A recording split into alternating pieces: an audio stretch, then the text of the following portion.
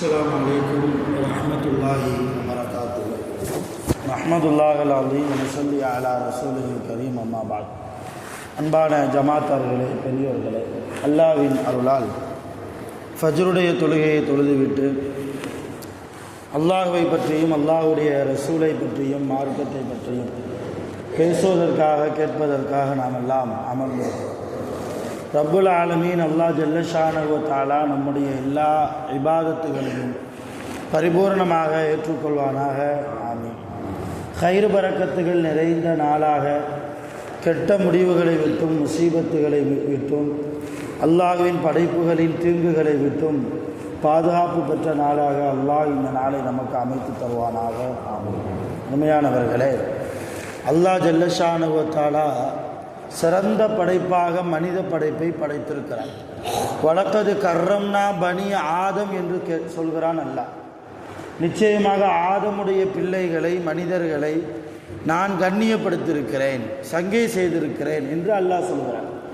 அல்லாஹ்வால் சங்கை செய்யப்பட்ட மிக சிறப்பான படைப்புகளாக நாம் இருக்கிறோம்.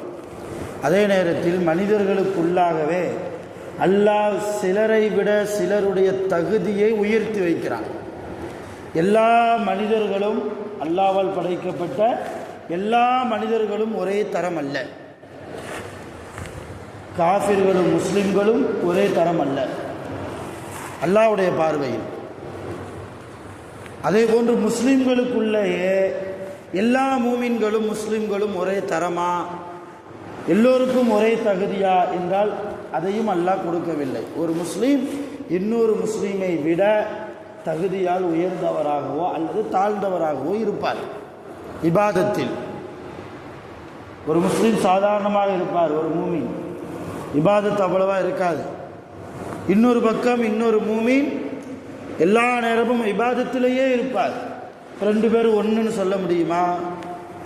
சில சமயம் இபாதத் செய்தவரை விட இபாதத் செய்யாதவருடைய தரத்தை அல்லாஹ் உயர்த்துவார். எதன் காரணமாக? அவரிடத்தில் இருக்கிற நல்ல குணத்தின் காரணமாக, அவரிடத்தில் இருக்கிற தக்குவாவின் காரணமாக, அவரிடத்தில் இருக்கிற நல்ல ஈமானின் காரணமாக அல்லாஹ் என்ன செய்வான்? அவருடைய தரத்தை உயர்த்துவான். இப்படி மனிதர்களுக்குள்ளாகவே நிறைய தகுதிகள் இருக்கிறது. எந்தெந்த மனிதருக்கு என்னென்ன தரமோ, என்னென்ன தகுதியை அல்லாஹ் அவர்களுக்கு கொடுத்திருக்கிறானோ அந்த தகுதியை நாம் விளங்கி அவர்களுக்குண்டான கண்ணியத்தை நாம் கொடுக்க வேண்டும். அல்லாஹ்வுடைய பார்வையில் சாலிஹான மனிதராக இருப்பார். நம்முடைய பார்வையில் பங்கரை தோற்றத்தோடு பரதேசி தோற்றத்தோடு இருப்பார்.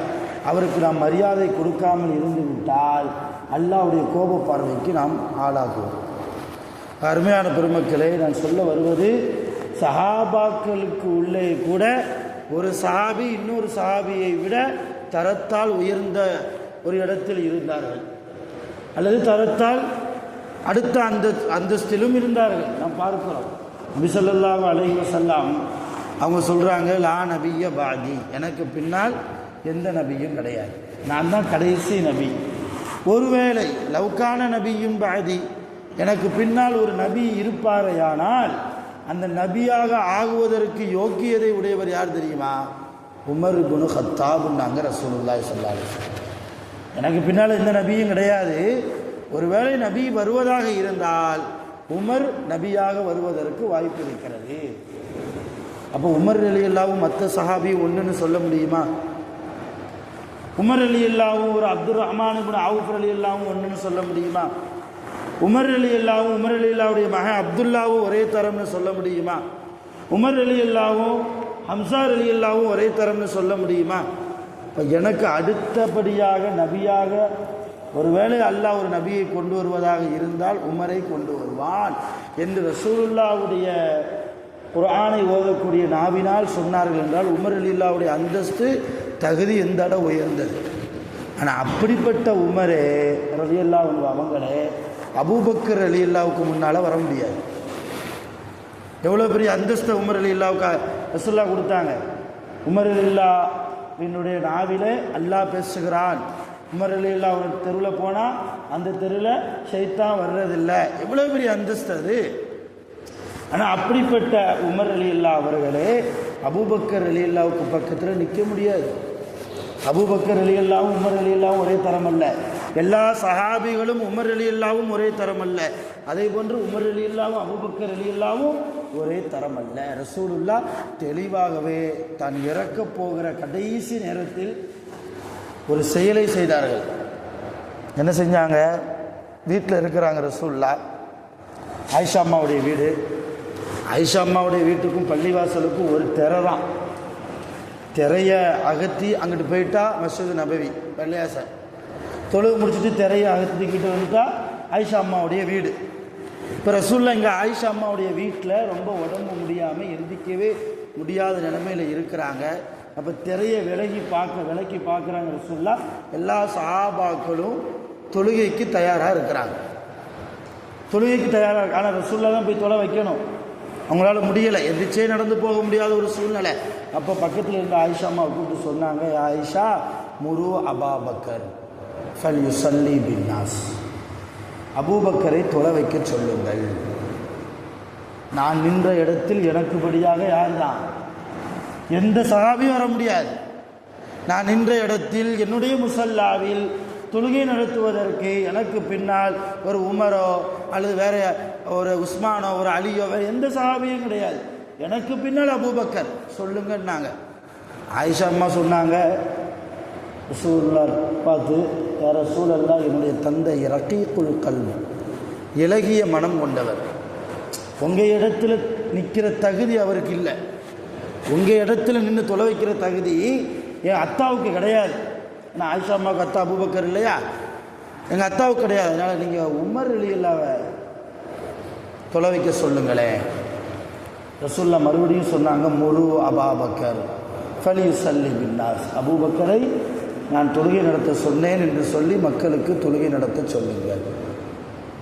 மூணாவது தடவை ஆயிஷா அம்மா சொன்னாங்க, ரசூலுல்லாஹ் எங்கள் அத்தா வேணாம், அவங்க ரொம்ப இலகிய மனசு கூட்டவங்க, தொழுகையில் ஏதாவது தவறு ஏற்படுவதற்கு வாய்ப்பு இருக்கிறது, யானுக்குமே தப்பு வராது, ஆனால் உங்கள் இடத்துல நிற்கிறோமே என்கிற பயம் தொழுகை கூடாமல் போவதற்கு வாய்ப்பு இருக்குது எல்லாமே சொல்லி பார்க்குறாங்க. ரசூலுல்லாஹ் கோவப்பட்டாங்க. முரு அபாபக்கர், அபூபக்கர்கிட்ட போய் சொல்லுங்கன்னாங்க.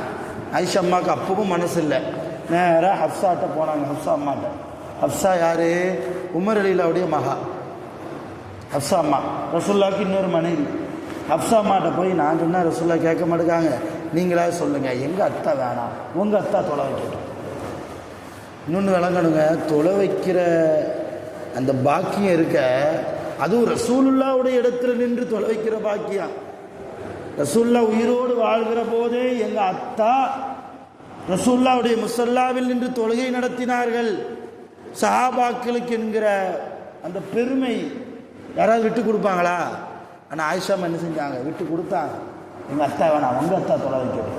இதுதான் நல்ல குணம், அழகான குணத்தை கொண்ட வாழ்க்கை. ஹப்சா அம்மாவும் போய் சொன்னாங்க ரசூலுல்லாஹ்ட்ட, யார் ரசூலுல்லாஹ், என் அத்தாவை நான் சொல்லட்டுமான்னாங்க. அப்போ தான் ரசூலுல்லாஹ் கோவப்பட்டாங்க. என்ன பொம்பளைங்க நீங்கன்னாங்க ரசூலுல்லாஹ். யூசுப் நபி காலத்தில் இருந்த பொம்பளைங்க குழப்பம் செஞ்ச மாதிரி நீங்களும் குழப்பம் செய்கிறதுக்கு நினைக்கிறீங்களா? ஒழுங்காக நான் சொல்கிறத கேளுங்க. முருவா அபாபக்கர் ஃபல் யுசல்லி பின்னாஸ், அபூபக்கர்கிட்ட போய் சொல்லுங்கள், அவர் தொழுகை நடத்தட்டும். நேராக சொல்லப்பட்டுச்சு. அபூபக்கர் ரலியல்லாஹு தான் தொழுகை நடத்தினாங்க. எதுக்கு சொல்கிறேன்னா, ரசூலுல்லாஹ்வுக்கு பிறகு நபியாக எந்த நபியும் கிடையாது. ஒருவேளை நபி வருவதாக இருந்தால் உமர் ரலியல்லாஹு வருவார் என்று உமர் ரலியல்லாஹை போற்றி புகழ்ந்த ரசூலுல்லாஹ் எவ்வளோ பெரிய உமராக இருந்தாலும் என் அபூபக்கருக்கு பின்னால் தான் என்பதை தன் கடைசி காலத்தில் தெளிவுபடுத்துகிறாங்க. அப்போ உமர் ரலியல்லாஹும் அபூபக்கரும் ஒரே தரம் அல்ல. அதே போன்று உலகத்தில் வாழ்கிற எவ்வளோ பெரிய மூமினாக இருக்கட்டும், எவ்வளோ பெரிய தக்வாதாரியாக இருக்கட்டும், எவ்வளோ பெரிய முத்தகியாக இருக்கட்டும், அந்த முத்தகியும் ஒரு சஹாபியும் ஒரே தரம் அல்ல. 60 வருஷம் வாழ்வார், 60 வருஷம் நல்லா நோன்பு வைப்பார், ரமலானில் குர்ஆன் ஓதுவார், ஃபர்லு தொழுவார், சுன்னத்து முஸ்தஹப் வாஜிப் எல்லாம் நடக்கும். இவர் ஒரு வக்து கூட தொழாத சஹாபிக்கு நிகராக முடியாது. அப்படி சஹாபி இருக்காங்களா அப்படின்னா இருக்கிறாங்க. ஒரு நாள் காலை பொழுது லுகாவுடைய நேரத்தில் ஒரு சஹாபி வந்தார், ஒரு மனிதர். அவர் வந்து ரசூலுல்லாஹ்வுடைய கையை பிடிச்சி அஷ்ஹது அல்லா இலாஹ இல்லல்லாஹ் வ அஷ்ஹது அன்னக ரசூலுல்லாஹ்ன்றார். கலிமா சொன்னார், முஸ்லீம் ஆகிட்டார். முஸ்லீம் ஆகிறதுக்கு வந்தார். ரசூல்லா சொன்னாங்க முதல்ல குளிச்சுட்டு வான்னாங்க. அவர் போய் குளிச்சுட்டு வந்தார். அதுக்கப்புறம் களிமா சொன்னாங்க, முஸ்லீம் ஆகிட்டார். கொஞ்ச நேரம் ரசூல்லாவோடு இருந்து பேசினார். சஹாபிங்கிற அந்தஸ்தில் வந்துட்டார். ஏன்னா முஸ்லீமாக இருக்கணும். சஹாபினா என்ன அடையாளம்? முஸ்லீமாக இருக்கணும். ஈமானிய கண்ணை கொண்டு ரசூல்லாவை நேரடியாக பார்க்கணும், ரசூல்லாட்ட பேசணும். இது சஹாபியாக ஆகுவதற்கு தகுதி. எல்லாமே அவருக்கு கிடச்சிருச்சு. முஸ்லீம் ஆகிட்டார். ரசூல்லாட்ட கொஞ்ச நேரம் இருந்து பேசினார். சஹாபி ஆகிட்டார். வீட்டுக்கு போனார், தூங்கினார், வஃபாத் ஆகிட்டார். வீட்டுக்கு போனார், கொஞ்ச நேரம் ஓய்வெடுப்போமேட்டு ஓய்வெடுத்தார், வஃபாத் ஆகிட்டார். இவர் ஒரு 2 ரக்காத்து கூட தொழலை. ஆனால் முஸ்லீம். ஒரு நோன்பு கூட வைக்கல, ஜக்காத்து 1 ரூபா கூட கொடுக்கல, சதக்கா கொடுக்கல, ஒரு ஹஜ்ஜு கூட, ஒரு உம்ரா கூட செய்யலை, எந்த ஒரு இபாதத்தும் இல்லை. ஆனால் இவர் சஹாபி. இந்த சஹாபிக்கு நிகராக 60 வருஷம் 70 வருஷம் நம்ம அமல் செஞ்சாலும் அவங்க பக்கத்தில் நம்மளால் நிற்க முடியாது. எதுக்காக சொல்ல வரேன்னா, அல்லாஹ் இப்படித்தான் ஒரு மனிதரை விட இன்னொரு மனிதரை அல்லாஹ் தரத்தால் உயர்த்தியும் தாழ்த்தியும் வைத்திருக்கிறான். யார் என் தரத்தை நான் புரியணும். நான் அடுத்தவங்க தரத்தை இன்றைக்கி இடம் போட்டுக்கிட்டு இருக்கேன். இவர் எப்படி, அவர் எப்படி, அங்கே உள்ளவர் எப்படி, இங்கே உள்ளவர் எப்படி, எனக்கு வேலை இல்லை. நான் எப்படி, என் தரம் என்ன, இபாதத்தில் என் தரம் என்ன, என்னுடைய தக்வாவில் என் தரம் என்ன, என்னுடைய தவக்குல் என்கிற அல்லாவின் மீது வைக்கிற நம்பிக்கையில் என்னுடைய தரம் என்ன, எல்லாத்தையும் யோசித்து அடுத்தவருடைய தரத்துக்கு முன்னால், தகுதிக்கு முன்னால் நான் ஒன்றுமே இல்லை என்கிற ஒரு சிந்தனைக்கு வந்து அடுத்தவர் பாவியாக இருந்தாலும் அவருக்கு நாம் கண்ணியம் செய்கிற போது, ஒருவேளை என்னை விட இவர் ரகசியமான முறையில் அல்லாஹ்விடத்தில் நெருக்கமானவராக இருப்பதற்கு வாய்ப்பு இருக்குமோ என்கிற ஒரு உணர்வோடு அடுத்த மனிதர்களோடு நாம் பழக ஆரம்பித்தால் அல்லாஹ் நம்முடைய தரத்தை உயர்த்துவார். உலகத்தில் உயர்த்துறானோ இல்லையோ, இந்த உலகம் அழிந்து போகக்கூடியது. நாளை கியாமத்தில் நம்முடைய தகுதியை அல்லாஹ் உயர்த்துவார். நபிமார்களோடு, சஹாபாக்களோடு, அவுலியாக்களோடு, அல்லாஹ்வுடைய நெருக்கம் பெற்ற சாலிஹான மக்களோடு நம்மை அல்லாஹ் கியாமத்தில் சுவனத்தில் ஒன்று சேர்த்து வைப்பானாக. அவன் விரும்பிய வாழ்க்கையை வாழ்ந்து மறைவதற்கு வல்ல ரஹ்மான் நம் அனைவர்களுக்கும் அருள் புரிவானாக. உலகத்தில் வாழ்கிற போது நோய் நொடிகள் இல்லாமல், ஆஸ்பத்திரி செலவுகள் இல்லாமல், நீண்ட காலம் இபாதத்து செய்து தக்வாவோடு தவக்கலோடு உலகத்தில் வாழ்வதற்கு அல்லாஹ் நம் அனைவர்களுக்கும் ரஹ்மத் செய்வானாக. ஆகிரு தஅவானா அல்ஹம்துலில்லாஹி ரப்பில் ஆலமீன். சுப்ஹானல்லாஹி வ பிஹம்திஹி சுப்ஹானல்லாஹி வ பிஹம்திஹி அஷ்ஹது அன் லா இலாஹா இல்லா அன்த அஸ்தக்ஃபிருக வ அத்தூபு இலைக. ஆமீன். சுப்ஹானல்லாஹி ரப்பில் இஸ்ஸத்தி அம்மா யசிஃபூன். வஸ்ஸலாமு அலல் முர்ஸலீன் வல்ஹம்துலில்லாஹி ரப்பில் ஆலமீன். ஸல்லல்லாஹு அலைஹி வஸல்லம்.